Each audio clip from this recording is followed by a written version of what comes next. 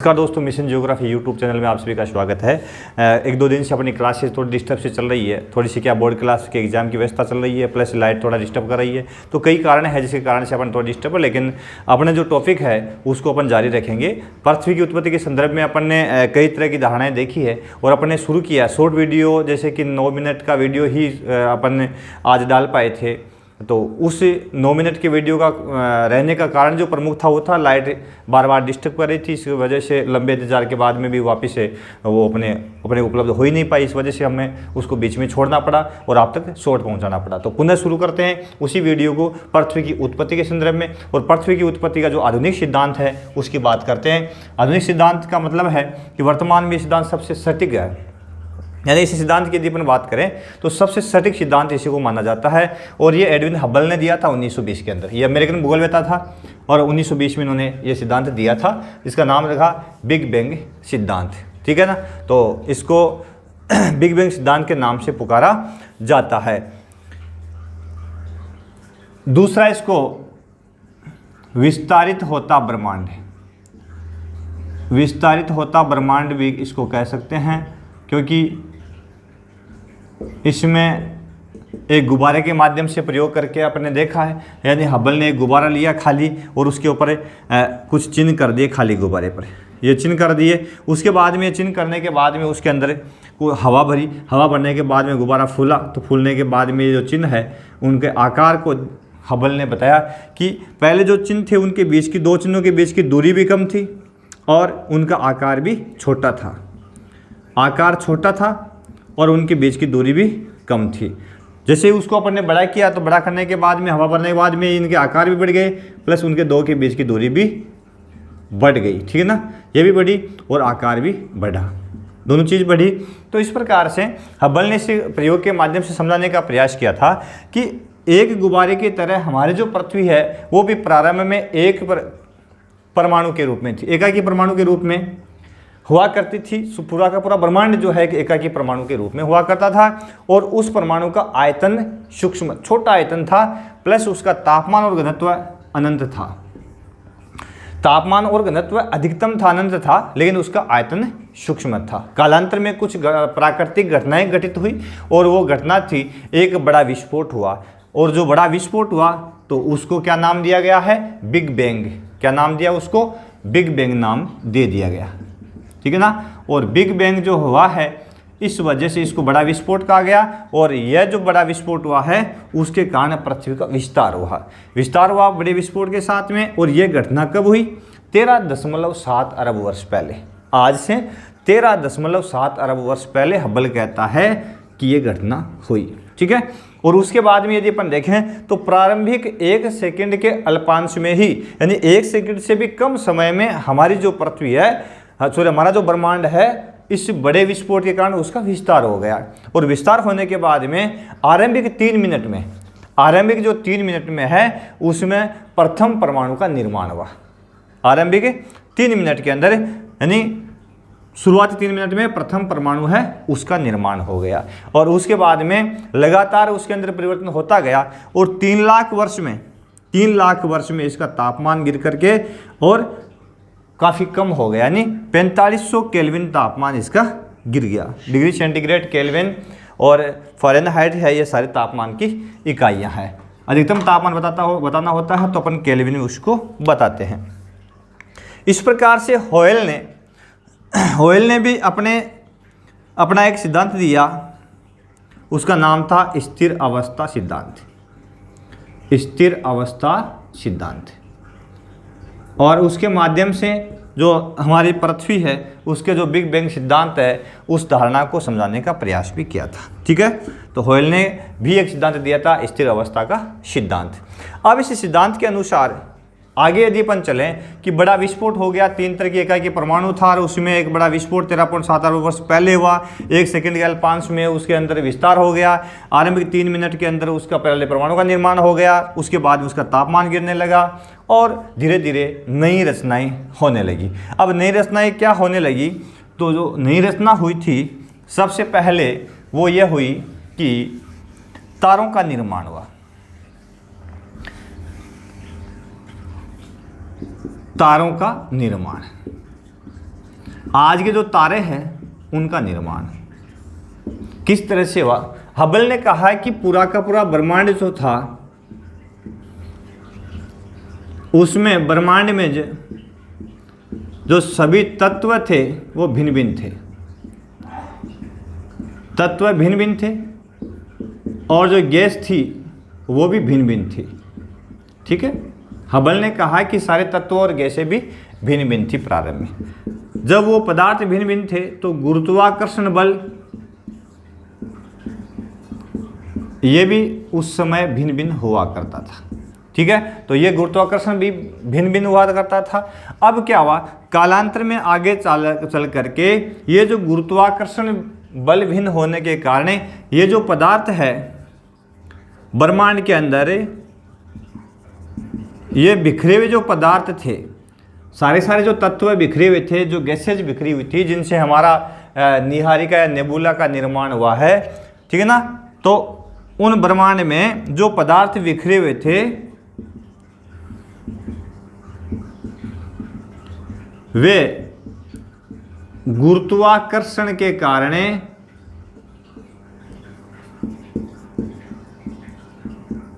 भिन्न भिन्न गुरुत्वाकर्षण के कारण पास पास आए। ठीक है, पास पास आए, इसको सहसंजन कहा गया, सहसंजन क्रिया। इसके कारण ये पास पास आए और पास पास आने से जब ये पदार्थ धीरे धीरे पास पास आए तो इनका गुरुत्व बल भी बढ़ा, गुरुत्व बल भी बढ़ा। तो अपन देख रहे तो गुरुत्वाकर्षण जो भिन्नता थी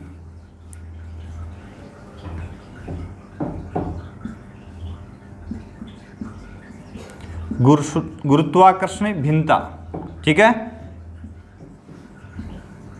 प्रारंभ में ही हुई। तो उसके कारण उस गुरुत्वाकर्षण भिन्नता के कारण जो है ये जो गैसीय अलग अलग पदार्थ थे, इन पदार्थों से एक वायवीय राशि बनी, अर्थात एक प्रकार का वायवीय राशि बनी जिसमें गैसों का पिंड वगैरह जो इकट्ठा, ये जो गैसें थी और ये जो तत्व ब्रह्मांड में थे वो सारे हैं, उनका एक प्रकार से क्रोड नुमा एक बादल सा बना और जिसका नाम आकाश गंगा रखा गया। इस प्रकार से आकाश गंगा का निर्माण हुआ। यानी ये पदार्थों का एकत्रण होना, इन सभी पदार्थ और गैसों का एकत्रण होना क्या कहलाया, आकाश गंगा कहलाया। और आकाश गंगा जो है ये इसकी जो आकार यदि अपन देखें तो काफ़ी ये लंबा चौड़ी होती है। यानी इसका यदि विस्तार अपन देखें, इसका व्यास देखें तो 80,000 से 1.5 लाख प्रकाश वर्ष के बराबर इसकी प्रकाश वर्ष। अब ये प्रकाश वर्ष एक नया शब्द आ गया अपने यहाँ पे। प्रकाश वर्ष क्या होता है, खगोलीय जो पिंड होते हैं उनकी दूरी मापने की इकाई है, दूरी मापने की इकाई। खगोलीय दूरी जो है वो मापने की इकाई होती है, उसको बोलते हैं प्रकाश वर्ष। अब प्रकाश वर्ष में क्या होता है, यानी सूर्य का जो प्रकाश है, सूर्य का प्रकाश जो दूरी तय करता है वो है काफ़ी तेज गति से, यानी काफ़ी तेज गति से वो आगे बढ़ता है। अर्थात 3 लाख किलोमीटर प्रति सेकंड की गति से सूर्य का प्रकाश गतिशील होता है, 1 सेकंड में 3 लाख किलोमीटर। अब ये 1 वर्ष में जितनी दूरी तय करता है, 1 वर्ष में सूर्य का प्रकाश जितनी दूरी तय करता है,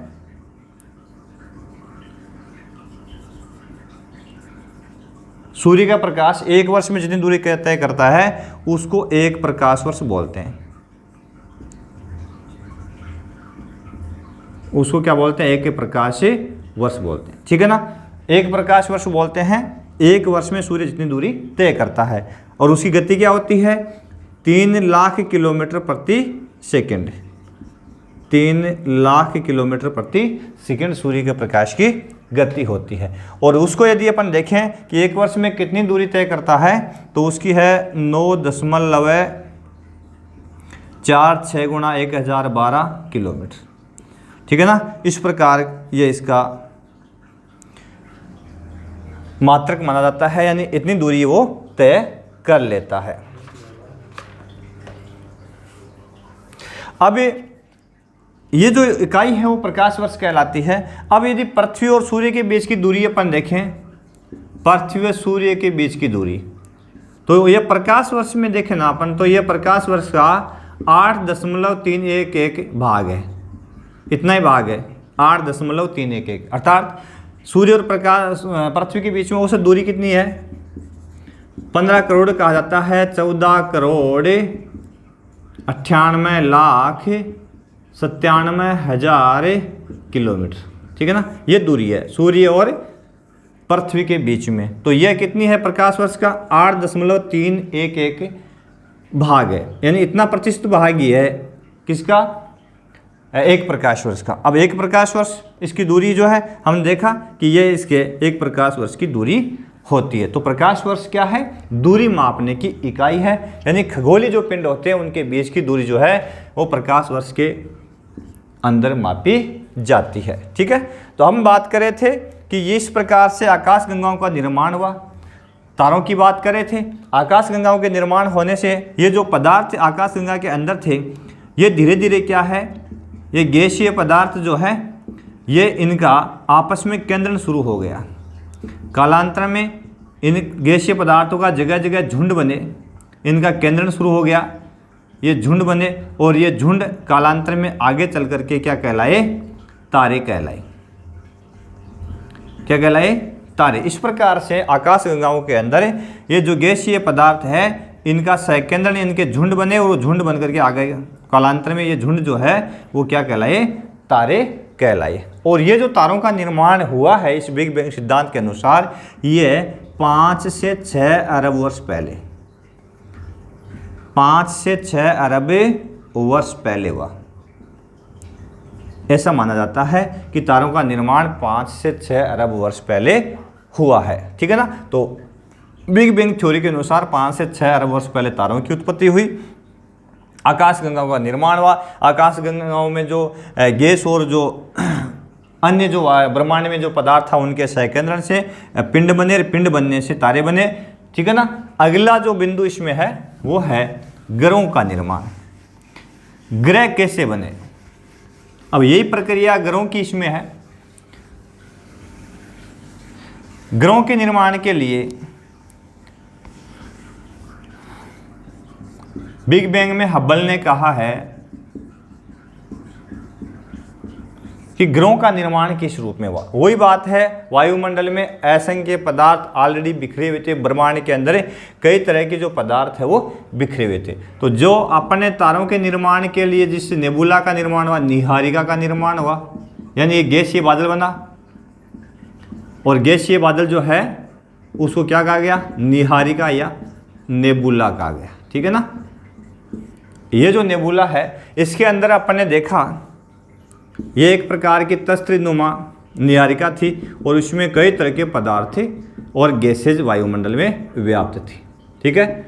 अब हुआ क्या, ये गैसेज जो वायुमंडल ये पदार्थ है धीरे धीरे इनके अंदर तारों की तरह जैसे तारे बने उसी प्रकार से इस नेबुला में कई तरह के पिंड है उनका केंद्रण हुआ, यानी एक समान सहसंजन। यहाँ अपन कहें सहसंजन अर्थात एक ही तरह के पदार्थ पास पास आए, एक ही तरह के पदार्थ का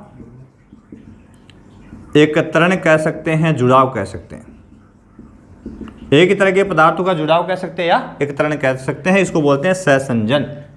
तो ये सहसंजन की क्रिया के तहत अनेक पदार्थ, एक ही प्रकार के जो पदार्थ थे वो अनेक प्रकार के पिंडों में कन्वर्ट हो गए। किसमें, नेबुला या निहारिका में, ठीक है। सिमिलर पदार्थ जो थे उनका केंद्रण शुरू हो गया, जगह जगह इस तरह के पिंड बन गए इस नेबुला के अंदर। और धीरे धीरे क्या हुआ, ये जो निहारिका बनी थी इस निहारिका इसके चारों ओर ये जो सहसंजन क्रिया के तहत बने हैं इनको ग्रहाणु कहा गया।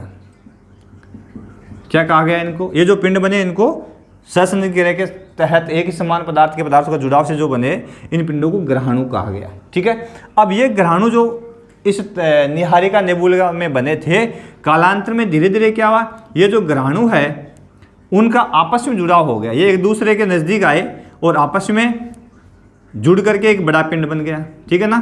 तो ग्रहाणुओं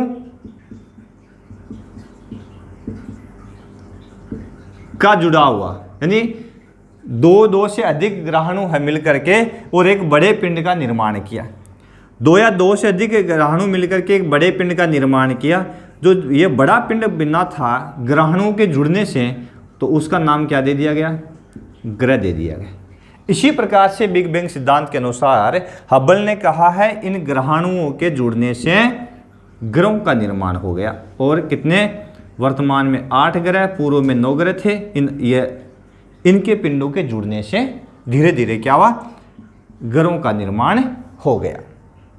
ठीक है, अब ये आपस में जुड़े तो इनके अंदर करोड़ का निर्माण हुआ, करोड़ की उत्पत्ति हुई। चारों ओर गैसीय आवरण की तस्तरी बन गई, गैसीय आवरण बना, उसको क्या बन? गैसीय आवरण की तस्तरी बन गई।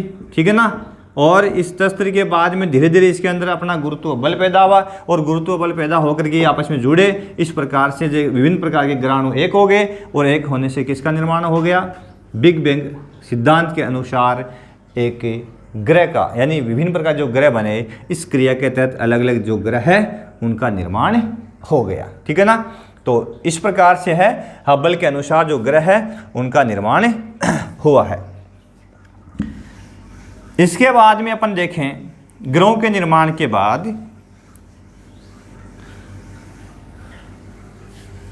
ये जो वायुमंडल में जो सौर मंडल बना है जिसके अंदर एक सूर्य और 8 ग्रह है, जिसकी चर्चा हालांकि इससे पहले वाले वीडियो में अपन ने की थी।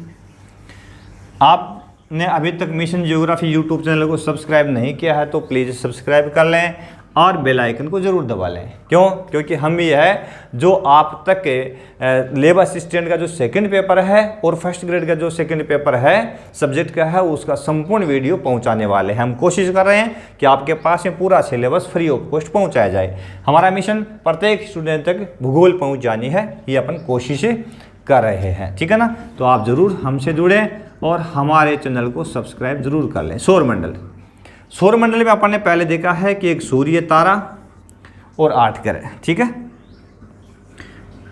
जैसे बुध, शुक्र, पृथ्वी से छोटा मंगल, उसके बाद में बृहस्पति, उसके बाद में शनि, उसके बाद में अरुण, उसके बाद में वरुण।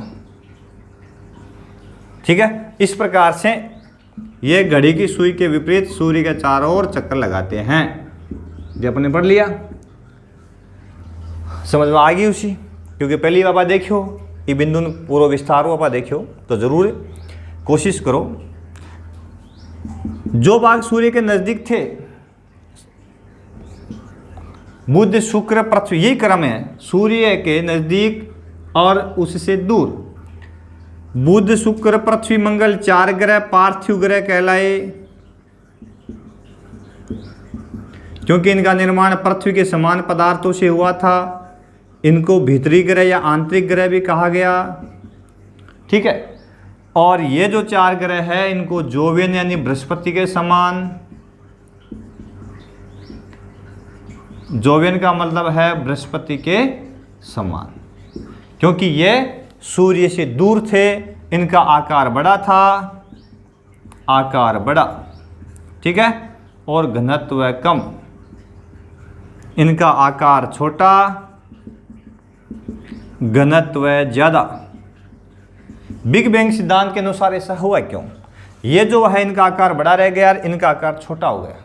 तो इसमें जो महत्वपूर्ण बिंदु दिया गया वो ये दिया गया कि सूर्य की सौर जो पवन थी, सूर्य का तो तापमान जिसको सौर पवन कहा है यहाँ पे, उस सौर पवन ने क्या किया, ये जो इसके पास में जो जितने ग्रह थे बुध, शुक्र, पृथ्वी, मंगल, इन आंतरिक या भीतरी ग्रहों से जलवाष्प और गैस को नष्ट कर दिया।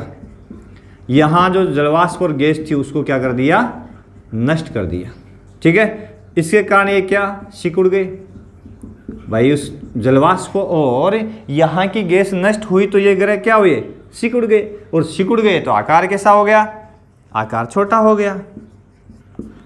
आई समझ में, आकार छोटा हो गया, घनत्व ज़्यादा, क्योंकि कोई पदार्थ सिकुड़ता है तो तत्व अणु उसके पास आ जाते हैं, तो इसके कारण घनत्व क्या हो गया, बड़ा हो गया। समझ गए। और भारी पदार्थ जो थे भारी पदार्थ है उनका संचयन हो गया केंद्र के अंदर, केंद्र में भारी पदार्थ इकट्ठा हो गए, बाहर की ओर हल्के पदार्थ इकट्ठा हो गए, उसको विभेदन कहते हैं, पत्रण कहते हैं, कई क्रियाएं होगी, आगे अपन विस्तार करेंगे इसका जब पृथ्वी की आंतरिक संरचना पढ़ेंगे।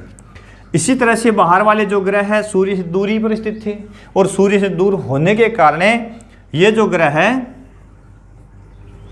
ये आकार में बड़े रह गए, क्योंकि सौर पवन यहाँ की नमियों यानी यहाँ की जलवाष्प और गैसों को उड़ा नहीं सकी, तो ये सिकुड़े नहीं, जिस तरह से थे उसी रूप में रह गए, तो इनका आकार भी बड़ा रह गया। तो इनको क्या कहा गया? जोवियन ग्रह, बाह्य ग्रह, ठीक है, यानी बृहस्पति के समान संरचना और आकार वाले, ठीक है। तो इस प्रकार से अब मैंने पहले भी कहा है प्लूटो प्रारंभ में ग्रहों में था, लेकिन अगस्त 2006 अंतर्राष्ट्रीय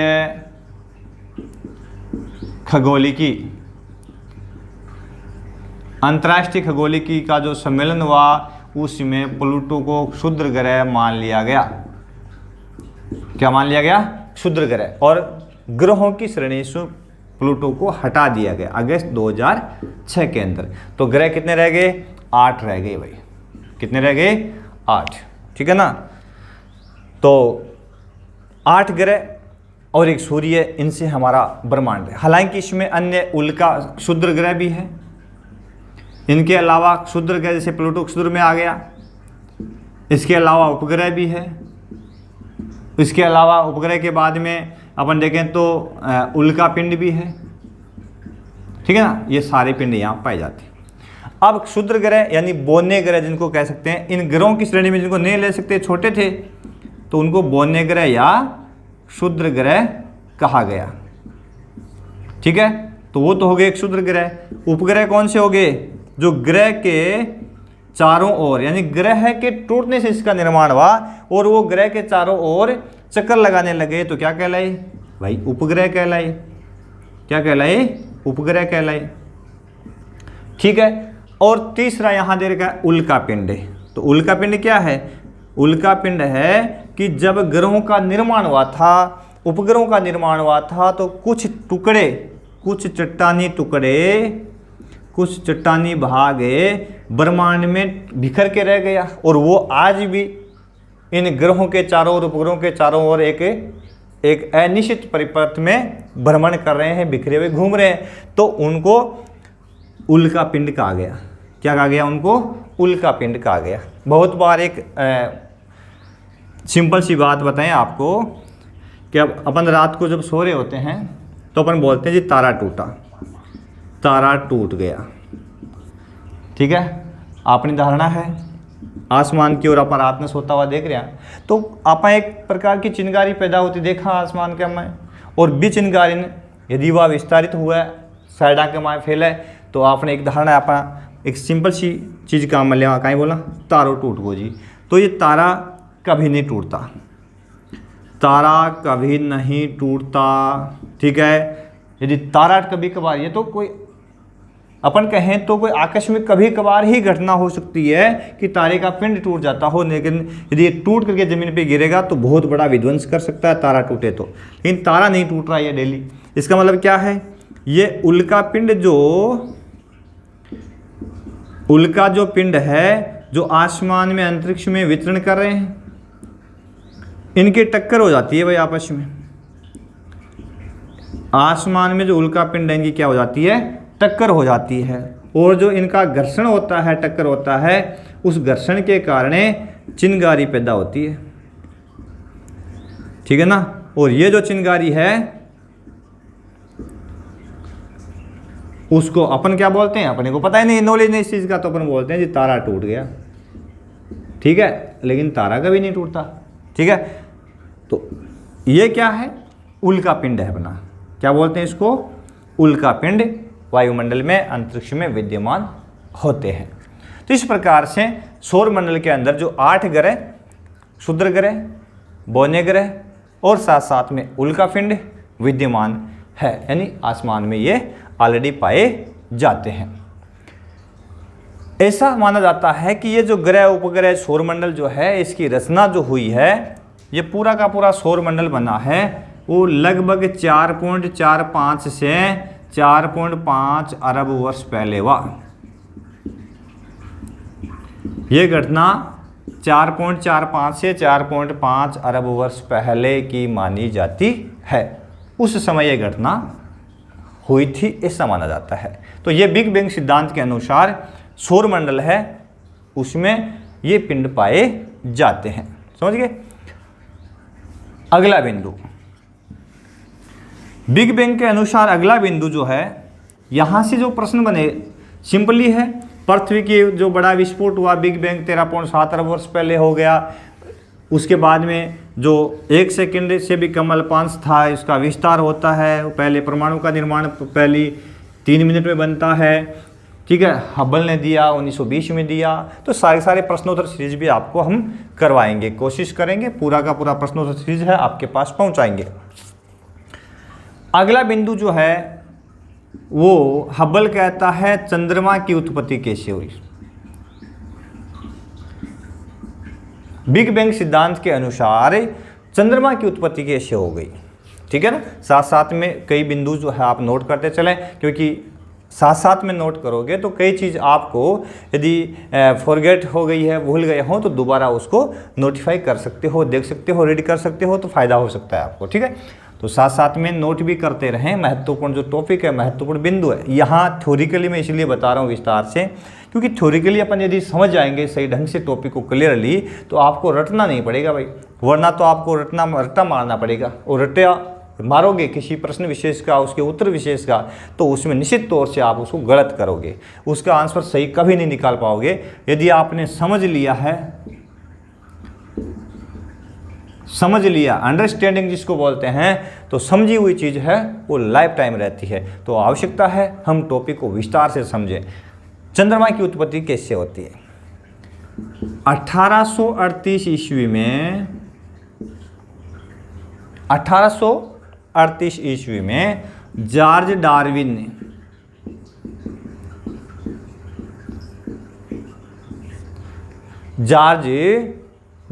ने जो चंद्रमा है उसकी उत्पत्ति के लिए एक सुझाव दिया।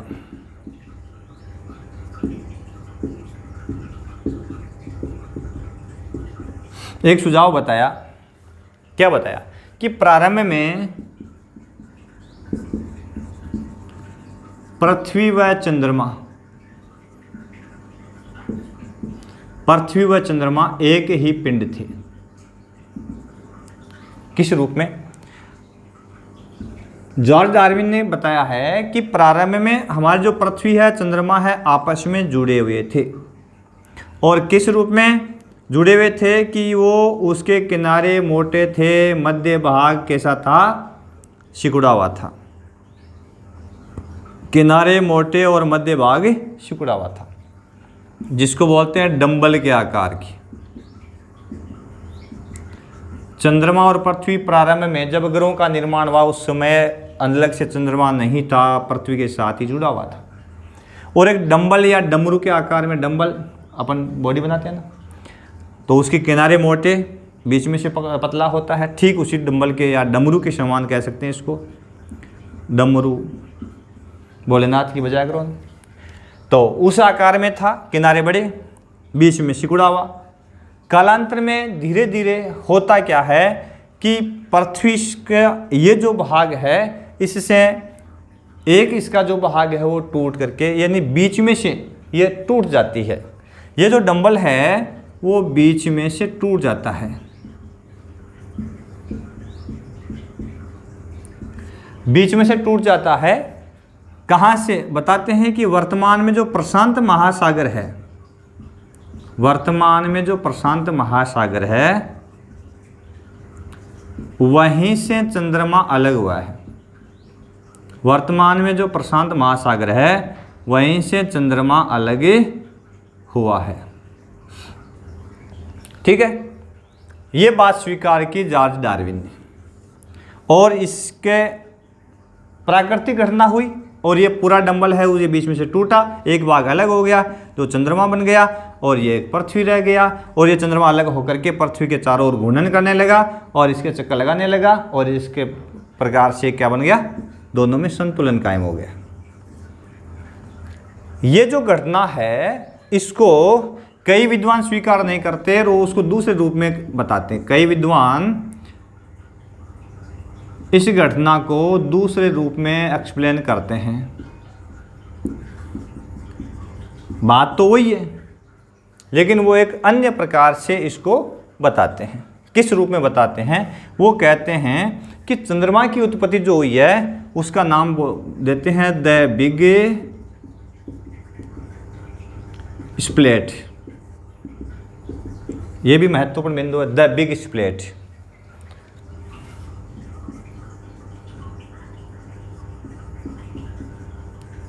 द बिग स्प्लिट, यह घटना चंद्रमा की उत्पत्ति के लिए उत्तरदायी है।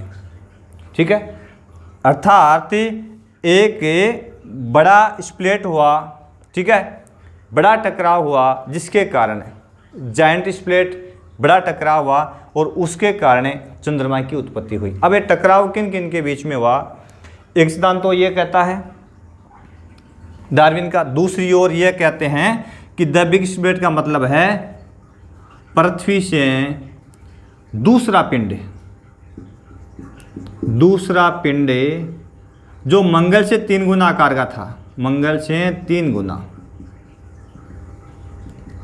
आकार, मंगल से 3 गुना आकार का एक दूसरा पिंड था जो पृथ्वी से टकराया।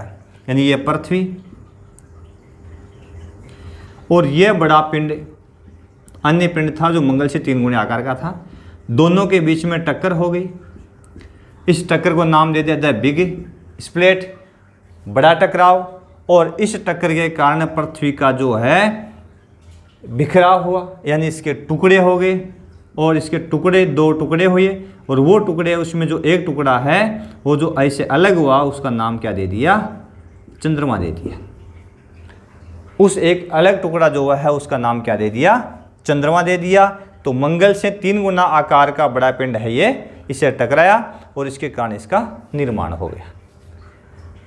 समझ गए? 2 धारणाएं होगी। डार्विन ने इसको एक डंबल के आकार में बता करके उसका टुकड़ा होना बताया है, और दूसरे कई विद्वान उसको यूं स्वीकार करते हैं कि मंगल से बड़े आकार का पिंड पृथ्वी से टकराया और पृथ्वी से टकराने से पृथ्वी के टुकड़े हुए, टुकड़े होने से उसका एक भाग चंद्रमा कहलाया और दूसरा पृथ्वी रह गया। और ये मानते हैं कि ये जो घटना हुई है बिग बैंग सिद्धांत के अनुसार 4.44 अरब वर्ष पहले की मानी जाती है। 4.44 अरब वर्ष पहले की मानी जाती है। 4.44 अरब वर्ष पहले ये घटना हुई ऐसा माना जाता है। ठीक है, तो इसको बोलते हैं जी द बिग स्प्लिट, एक बड़ा टकराव। ठीक है, एक जायंट स्प्लिट जिसको बोल सकते हैं, और उसके कारण चंद्रमा की उत्पत्ति हुई ऐसा माना जाता है। तो ये थी बिग बैंग सिद्धांत के अनुसार चंद्रमा की उत्पत्ति। अगला बिंदु इसमें है, जैसे अपन देखें कि सिद्धांत के अनुसार पर्यावरण कैसे बना, प्रारंभ में पृथ्वी की जब उत्पन्न हुई उसके ऊपर कौन सी गैसें थी, स्थलमंडल कैसे बना, वायुमंडल कैसे बना, कौन कौन सी गैसें थी, कई तरह के बिंदु हैं जिसकी विस्तार से अपन चर्चा करेंगे। देखते हैं अगला बिंदु।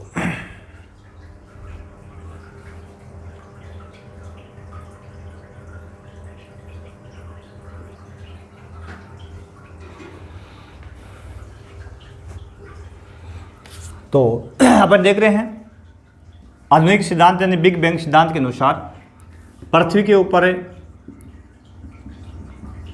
स्थलमंडल व जलमंडल का विकास कैसे हुआ।